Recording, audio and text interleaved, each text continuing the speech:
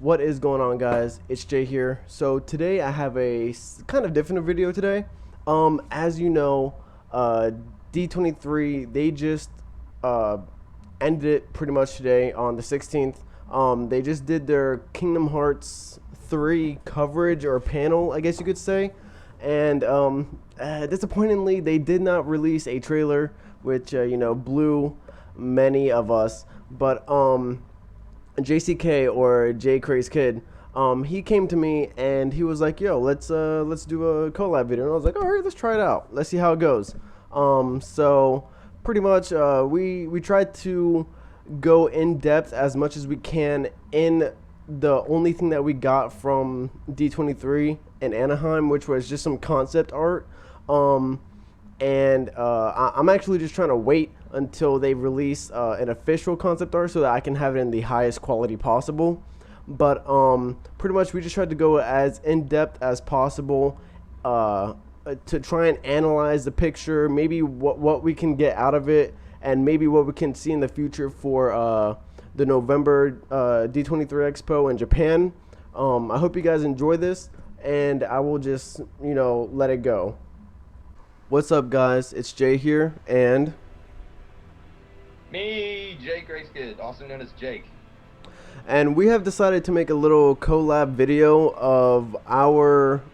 We're going to try and do a sort of in-depth video and discussion of the new release information at D23 of Kingdom Hearts 3, where they have just released concept art and confirmation that Big Hero 6 will be in the world. And we were just trying to jot down some ideas of what we can get from this concept art. Yep. All right, so basically what I was thinking about was, one of the first things was that obviously we see Dark Baymax. The story was he was engulfed in darkness from Xehanort, the old Baymax that was left inside the portal. So obviously there's flight battle, probably for a boss battle, or possibly continuous battles throughout the map. That would be a little bit more interesting. And one thing that I brought up was that if you remember from the end of the movie, his whole right arm was exposed and it didn't have the armor. So that right arm that has like that big claw, that's actually what I would assume is like the darkness form of Baymax. And he has different armor type. He's spiky, his wings are spiked out, and I do see I like the Dark Baymax is a lot more different from the original one. He has spikes on his his shoulders. The wings are like spiked out, and then I just noticed like something on his on the faceplate helmet for the glass part. It looks weird. I can't really see what it is. I think I know what you're talking about. Like, I get like points up a little bit. Yeah. All right, if you look right under that, you see a little shade of red. I'm thinking that would be his eyes, and what you're talking about could be like robotic eyebrows. Maybe.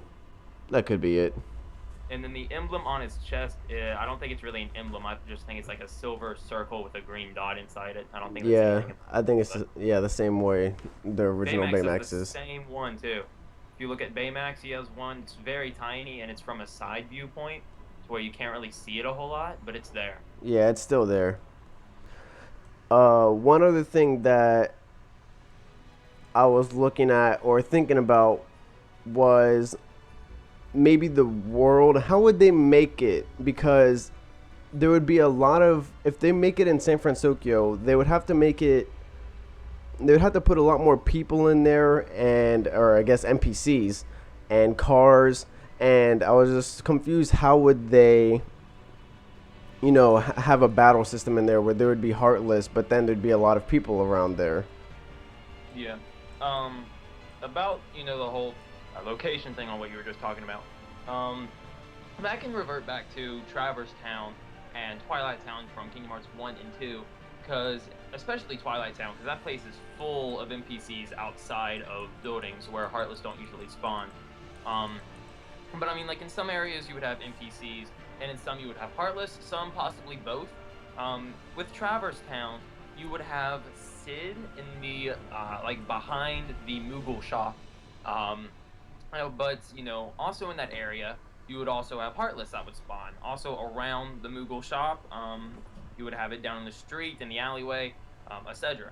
So about the flight battle thing, yeah, I completely agree. I think that it could both be a continuous thing, sort of similar to in Pokemon Omega Ruby and Alpha Sapphire, how you can fly with Mega Latios and Mega Latias.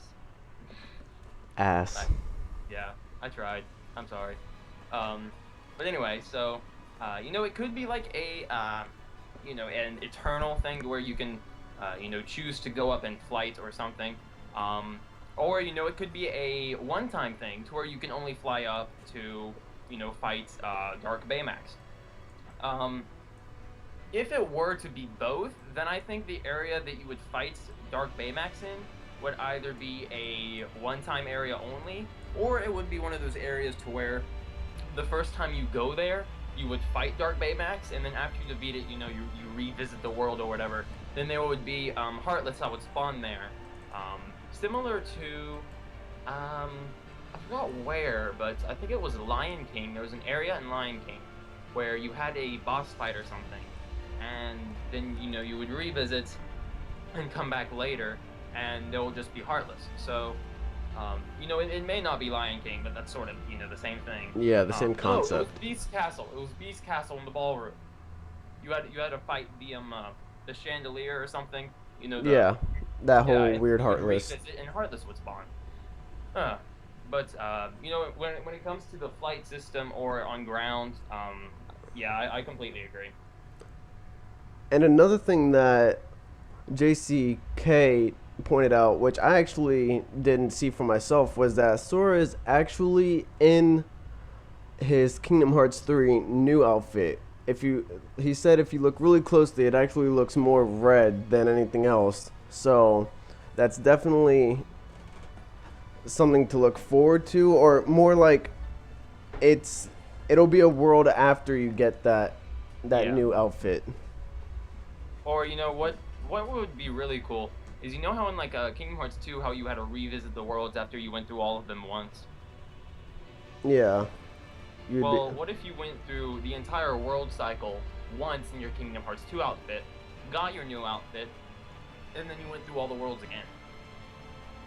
That makes sense. Then Hero would be like, "Ooh, dude, new threads" or something. It'd be like nice clothes. Another thing that I was actually just trying to think about is the Keyblade. No, I wouldn't want to ask what would it look like, because it could look like many various different things. It could look like Baymax's armor or something like that. But my question is, what do you think the Keyblade transformation will be? Because you can maybe it'll turn into Baymax or something like that, and you can fly around on him and use some kind of sick combo, or maybe he'll use like missiles or something. Yeah. I don't know, but you could always maybe also think of like, what if it'll have some kind of effect to it that had to do with the other people's powers, like I forget his name, but the black guy, he had the lasers. I feel like that'd be pretty cool. Yeah.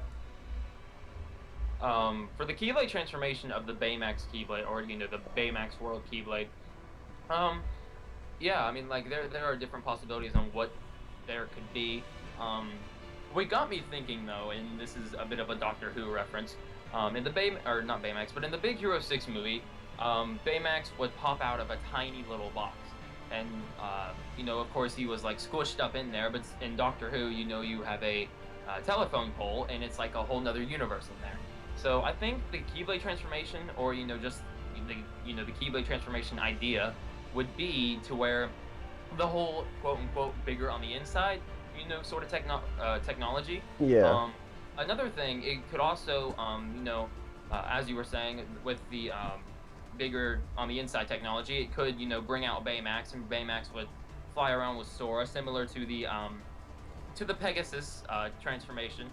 But it could also, what I'm thinking is, it could give Sora armor, you know, similar to the Keyblade armor that Ventus, Aqua, and Terra get. Although that's a whole different concept because they don't get their armor from their Keyblade, they get it from like a little thing on their shoulder. I don't know exactly what that's called, but and as far as we know, Sora doesn't have that thing on his shoulder. So. Yeah. Hey, there is speculation that apparently those circles on his gloves might be the activation, but I don't know. Think of that. But how would he even do that?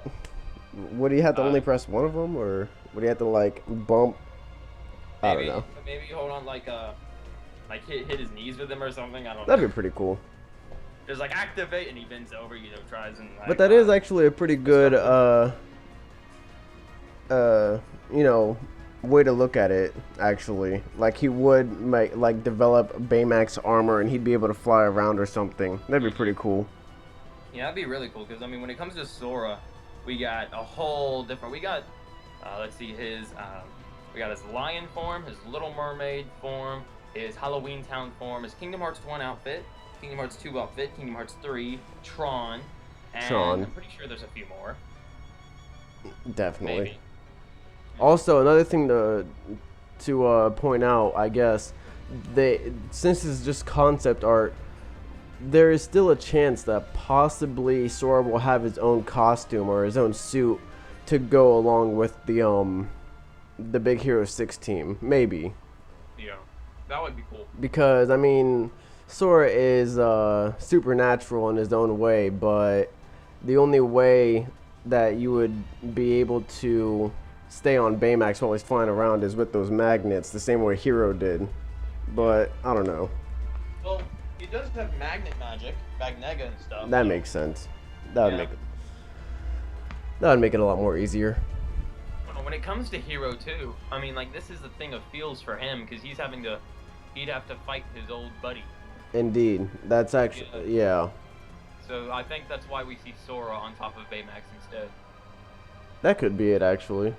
Yeah, because Hero couldn't. That's a good way to look at it.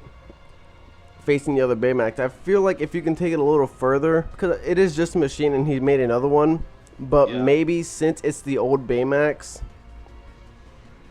he would maybe be like tormenting him with the voice of Tadashi, something like that. God. Something like that. The feels.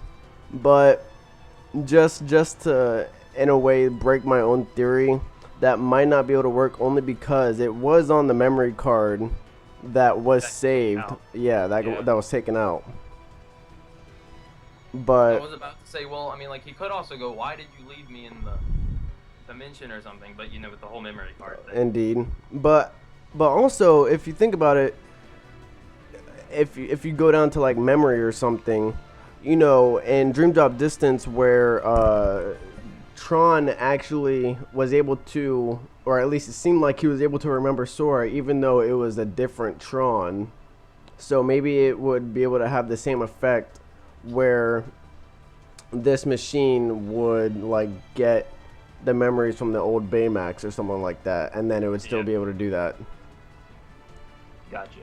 Now, you said that you think that there may be like some kind of war going on, because I definitely do see there are like clouds on the city, and it doesn't look like they're in the sky. These clouds, when it comes to hot air balloons, I forgot which world war it was, but people would drop bombs from hot air balloons, and it caused explosions and smoke and dust and everything. So, and that's sort of what we see here. The environment is filled with purple-ish balloons, what I think are heartless. Because right down here, I don't know if you can see it, but if you look at good Baymax's fist where it's curled up, right under that there is a balloon, and if you zoom in closely on the head, you can see the heartless sigil on it. Now it's all pixelated and everything, but you know it does resemble a bit of the heartless sigil a little bit if you just think of that. But you know, I do believe that these are heartless without a doubt, and they are nuking the field. They're making a nuke town out of San Francisco. So you know, there could be a war going on, and I would enjoy that sort of war thing. And going back to the whole NPC thing, what would people be doing out in the middle of a war? They'd be all cooped up inside and everything. So Makes sense. That would make a lot more sense. You could also say that probably the Dark Baymax could have been causing a lot of damage in the city as well. Yeah, That could especially be. with the big old hand of his. Yeah, that could definitely be it. Hmm. And then, just a small little detail, nothing, worth of a whole lot of speculation. But if you zoom into Baymax's back legs, you see a thing of smoke. If you follow the smoke around Baymax and down towards the ground, it's in the area where a whole lot of smoke is in, and it's behind sort of a what looks to be like a destroyed hill or a destroyed building. My theory on that is maybe, Baymax flew out of the building, accidentally destroyed it, caused a bunch of smoke, or the Heartless blew it up. Sora's like, all right, we're going, and they go up and fight Dark Baymax. Very interesting. Different things for that, though. But yeah, I mean, like, overall, it gives me the feeling of that there's a war going on. Now, what? I was gonna say, what about maybe? I was thinking about like what else can be involved inside of the Baymax world when it comes to our enemies, the Organization 13. I don't know if there'd be a lot in there, but when it comes to the Organization 13, I think that whole organization idea is done. I don't think there is an Organization 13 anymore. There's just the 13 Seekers of Darknesses, who happens to have a few of the original versions of the Organization 13 members, such as Isa and Bryag, and also Xemnas, who is or was Xehanort. So there are different people in that, and what I'm sort of like thinking about when it comes to the 13 Seekers is maybe a somebody's nobody, such as Isa's or Bryag's, could also be Seekers of Darkness. So maybe how we have Xemnas and Xehanort as Seekers, there could be Xigbar, Bryag, Isa, Sayix. that honestly would make sense, only because time travel. Because why would the way time travel works? All right, most of those organization members that were there, it's been theorized that most of them obviously were time traveled. Obviously, why would not Brig, Xigbar be there? Yeah. Time travel, but how? Because only a Heartless can time travel. So why is Xemnas and Xigbar there? It honestly brings up a lot of theories, or just speculation. Kind of makes no sense. Well, on to the Disney Infinity news. When it comes to Kingdom Hearts. Yes. You want to give us this? The very kind of lame news. So what we were given, they told us how there was a lot of votes towards a Sora character inside of Disney Infinity. They even said that there were many votes towards the Sora, but we didn't want to do that, or pretty much that's what they said. Didn't want to do that. However, for everyone who has attended D23, will get a Mickey skin from the Kingdom Hearts 2 outfit, and that's only for people who were there. And then what's even more but less is the ultimate unlock to Disney Infinity 3.0 is a Keyblade, which I guess is a weapon, but the only way to get it is to purchase every character in the game. And I don't know how Disney Infinity 3 is going to work. I don't know if you're going to need to buy characters from Disney Infinity 1 and 2. Oh my gosh, that would just be a lot of money just for a Keyblade. And then that would have to bring up, would you still need to buy the new characters that are going to come out after this to get that Keyblade, or will you lose it? I don't know. It kind of makes no sense to me. Yeah. The thing on that, though, is like similar to Smash Brothers a little bit. When they released Smash Brothers, they had the ideas of DLC and who they wanted to be a part of in DLC and everything. So once they released the game, they patched it, updated it for everything. When it comes to the eShop, they did it through the eShop. So when it comes through Disney Infinity, about new characters coming along and how would that affect the Keyblade thing, when the game releases, I'm pretty sure it would have encrypted, on the disc and everything, the characters needed to unlock the thing. Because in in Smash Brothers, you get a notification for when you unlock all the characters, and after that's not including DLC. So I think that would be sort of the same way when it comes to Disney Infinity, to where only the characters that are purchasable when the game releases are the ones that are necessary to unlock the Keyblade. When it comes to owning all the ones for 1, 2, and 3, Disney, you are out of your mind. Nobody would do that. To go home, you're drunk. I really do think that instead it would just be the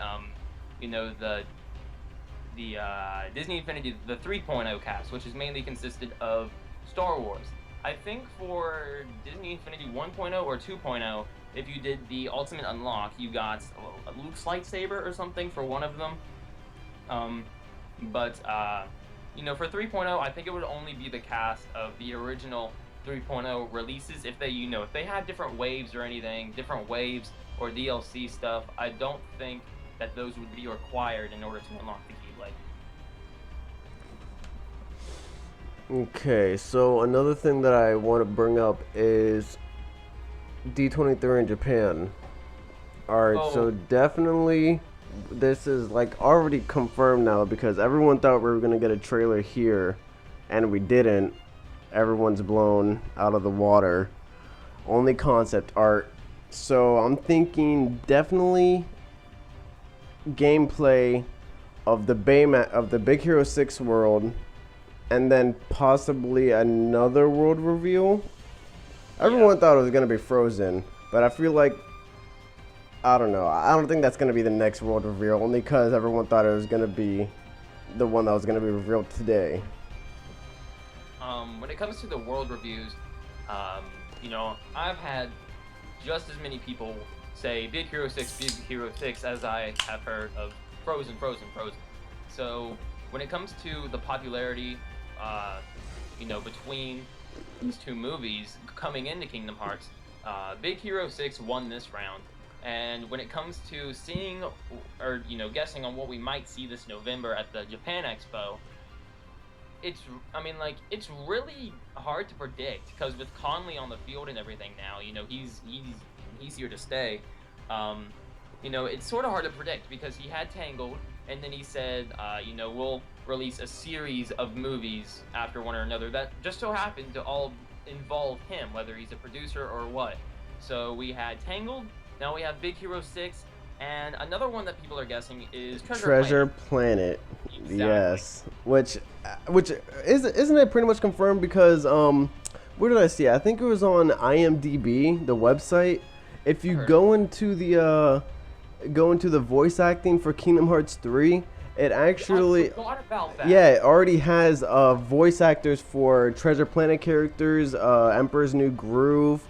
I think I saw Frozen. I'm not sure, but I definitely saw those two. So I would want to say either Frozen or Treasure Planet will be the next world reveal. Yeah, and then we definitely got to have some gameplay of Baymax. Hell yeah. It would be really boring to not see any gameplay until the release trailer, or until like the last minute. Yeah. Because when it comes to the release trailer, release date, like the release trailer is the one that will appear on TV and everything. When it comes down to that, they will show mostly everything of the past that they have shown, which would be this Baymax stuff. They'll show stuff from the E3 this year. They'll show all that in under a minute and 30 seconds. So you'd really have to slow down, pause after every 2.0 seconds, seeing if there's something that is new that we haven't seen before. Exactly. But when it comes to the Baymax gameplay, if it's not at D23 November, then I think it might just randomly come out of the blue, because Square, they don't, they might just be in a generous mood, come up December, January, March or whatever, and just say, hey guys, we're gonna show you some Baymax gameplay, hope you all like it. And or it could be at E3 next year. But this year's gone by really, really quickly. I think 2016 will be even faster. Guys, we're gonna get Kingdom Hearts literally soon. It'll be in a blink of an eye of how fast everything's going.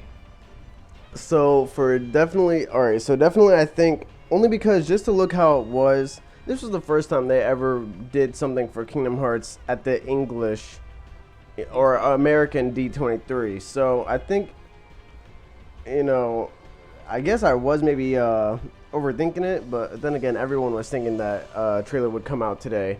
But I think I feel like it is almost 100% that they will release some kind of gameplay or possibly a trailer for the one in Japan, only because they did it the last Japan Expo, and that's when we first got our first look at Kingdom Hearts.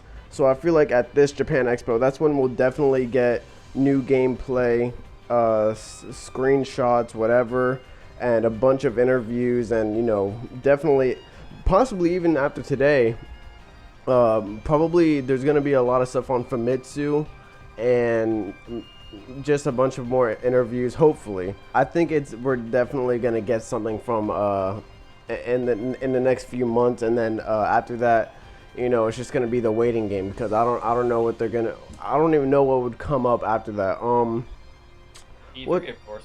E3 again, but I feel like that'd be so far off, and all the rumored dates for Kingdom Hearts is December right now, December of 2016, because of that calendar that was in the most recent trailer.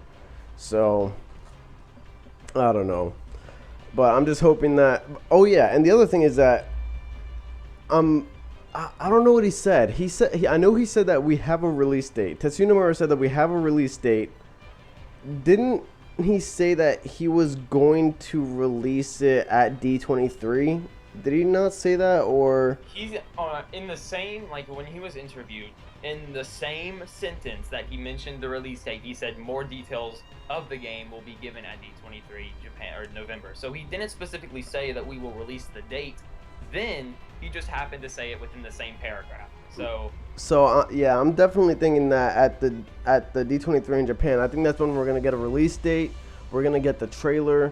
Because that's what I was kind of thinking of today. I was thinking that today we would get like a very small trailer, but then no release date.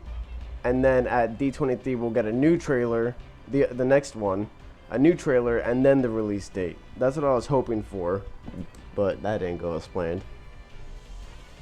Is that about it? I think that's about it. Alright, so if you are watching this on my channel, then please be sure to go ahead and check out Jay's. If you're watching it on Jay's, then please check out my channel.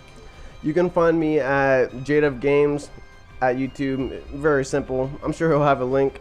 And you can find my man Jake at what is it? JCrazeKid. That's what it is. Yep. All right. So anyway, thank you all for watching. This is JCrazeKid and Jay. Hope you guys enjoyed the video. Logging out. Peace. See you guys in the next one.